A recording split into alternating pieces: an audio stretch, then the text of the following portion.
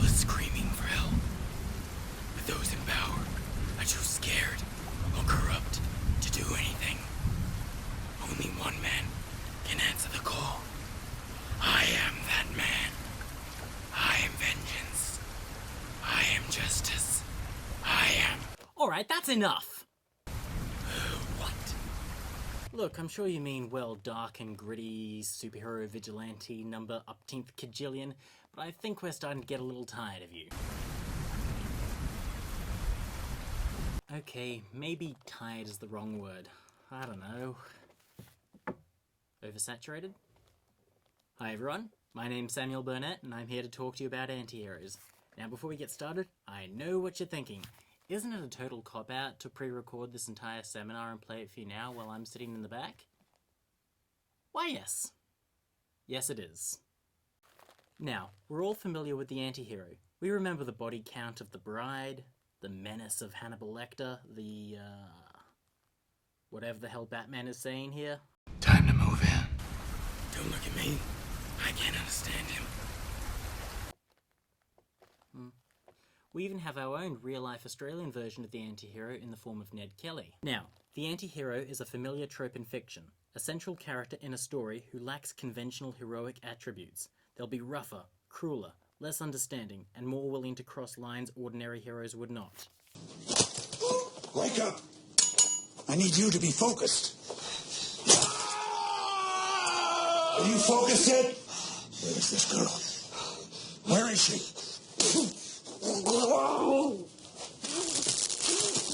Ah! That's unpleasant. Are we sure he's supposed to be the good guy? Wait, he did what? What about a sex trafficking ring? Oh. Oh, well in that case, torture away, Mr. Nason. While the anti-hero has existed since time immemorial, the popular anti-hero that we all know and love rose about in the Western world in response to the perceived failings of those in authority, of the system. I'm not gonna lie, it's an attractive thought. If the system lets you down, you can always count on one person who doesn't care about breaking the rules in order to save the day. It's a great concept and it can make for some truly fantastic stories. Just don't let it go to your head and persuade you that this could work in real life. Nobody knows the system better than me.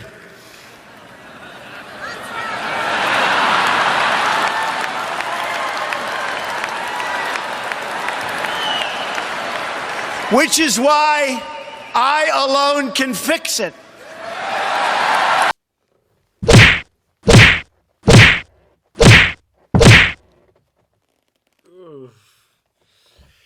It still doesn't hurt as much as that. Today, we'll be looking at 3 well-known anti-heroes and seeing how they've changed over the years to suit the times. Of course, there's only one place to start. He's the most iconic anti-hero of all time. We all know him. We all love him. He is vengeance. He is the night. He is... a capitalist pig. Nah, I'm just kidding. He's Batman.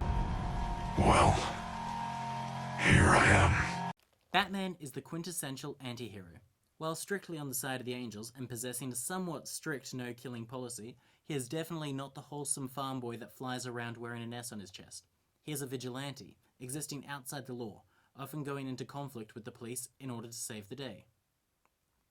He crosses lines like torturing criminals, kidnapping, and appearing in this putrid piece of crap. You just can't stand that maybe she wanted me instead of you.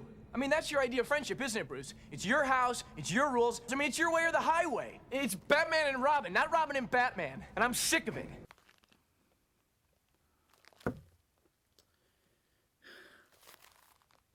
Why, Batman? Why? Batman prides himself on being not the hero the people deserve, but instead, the one that they need. There's a reason why so many writers copy him. Why everyone wants their hero to be the next Batman. He always somehow stays relevant. He's come from a piece of World War II propaganda fighting the Japanese and gangsters Jap! to the psychedelic campiness of the 60s all the way to now. In a world where people feel like that they've been let down by those in power, In a world where police officers can gun down unarmed civilians with impunity, people are always going to need a Batman. There's just something about him that is the ultimate wish fulfillment. One person able to fight the bad guys, right the wrongs, save the day, and looking freaking badass while doing so. Look, I often make fun of him and criticize the character, and sometimes I do mean it. But I love this character. I'm always coming back to him. But not me. Nope. Now, just because the term anti-hero contains the word hero doesn't mean that the anti-hero needs to actually be a hero. And nowhere is this more apparent than Hannibal the Cannibal, Dr. Hannibal Lecter. May I see your credentials? Certainly.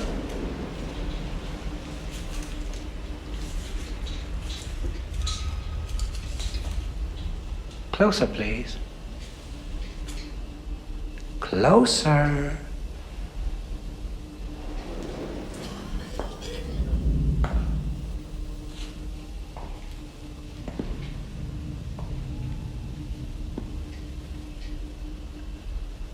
Lecter first came into the world through Thomas Harris's 1981 classic thriller novel, Red Dragon, but it was Anthony Hopkins' electrifying performance that truly brought this monster to life. What did you see, Clarice? What did you see? Lambs. They were screaming. They were slaughtering the spring lambs, They were screaming. and you ran away? No. First I tried to free them. I opened the gate to their pen, but they wouldn't run. They just stood there. What became of your lamb, Clarice? I killed them. You still wake up sometimes, don't you? You wake up in the dark and hear the screaming of the lambs. Oh my God, this guy is just terrifying. But that's part of why we love him. Why some part of us, deep down, wants to be him. Now, I don't mean the violence or the cannibalism. Or at least I hope so. If so, please seek help and preferably move to the equator that I'm not currently on. What I mean is that we've all at some point wanted to have that kind of charisma, to have that effect on people, to make them hang on every word we say as though it's gospel. It's an exhilarating premise. This guy is the smartest guy in the room, in any room, and he is very aware of that fact. Like Batman, he is constantly reimagined to suit the needs of the time. In the novel, he is depicted simply as an extremely precise, extremely intelligent serial killer, a fine foil to the hero, Will Graham. In the 90s, he's barely even a character. Instead, he is a malevolent force of nature that can dig into the darkest corners of your soul, ferreting out secrets you didn't even know you had. In the 10s, he changes again. These days, audiences expect a certain depth to their villains. They want to empathize with them, to humanize them, to see them as something other than a villain. Like Marvel's Loki, Hannibal Lecter is always reimagined as somebody with a soft side. Not a good guy, of course, but just somebody that's not 100% evil 100% of the time. It's the little things. The way he truly cares about his friend Will. The way that he mentors the young orphan Abigail. Sort of a serial killer that takes doctor-patient confidentiality as Holy Writ it's an intriguing one. And finally, this brings us to the character who is, for many of us, our first introduction to the anti-hero. The Cat in the Hat!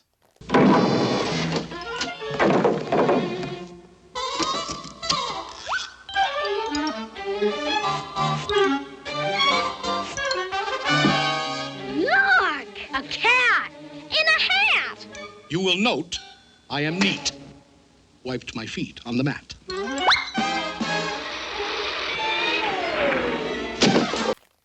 Hear me out. I'm serious when I refer to this guy as an anti-hero. I mean, look at him! He's an irreverent trickster that never follows the traditional heroic conventions. He breaks rule after rule with impunity, laughs at the slightest hint of authority, and always manages to end up on top. He even teaches us a practical lesson. something most anti-heroes never do. Sometimes it's okay to break the rules, just don't let it get out of hand. I mean, what a concept! While other heroes will wink, aimed at kids, will wink at the screen and say, eat your vegetables or clean your room, the cat actually tells the kids something they want to hear, something they can use. Instead of being scared by him or in awe, the narrative drives you to feel liberated.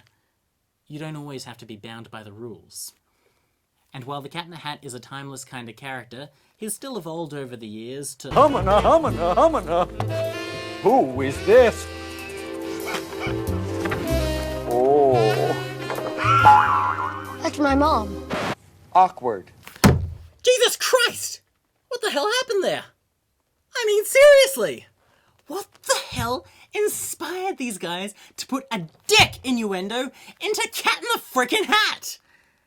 I'd love to be a fly on the wall when they were writing this scene, just to see what possessed them to write something so obviously evil. Wait, no. Scratch that. If I had been there while they were writing that, I would have beaten them to death with their own shoes to prevent them from writing this turd fest of a film. Okay, so this particular anti-hero didn't change to suit the times, but that's okay, because he didn't need to. His message still works whether or not you're an adult or a child. Sometimes it's okay to colour outside the lines. Just don't go too far. That's all he asks. So, that's my analysis on 3 of the most famous anti-heroes of all time. Wonder what happened to that generic vigilante anti-hero. So you think that'll work? People will actually like me more if I start smiling and telling jokes and just lighten up? Of course I do, sweetie pie. That's what I do when I reckon people like me. I mean, after all, $760 million at the box office is nothing to sneeze at. Hang on a tick. I'm an anti-hero. Why didn't you talk about me? What? Am I not good enough for you? Am I not good enough for your little seminar? Well, screw you, Sam! You didn't even give me a proper costume! I'm just stuck with the mask! I'm wearing his outfit! Hi, everyone. Isn't it a bit of a total cop-out to pre-record my seminar and play a few now while I'm sitting in the back row and, casually... Damn it, blooper. This is good. Do the blooper reel because bloopers.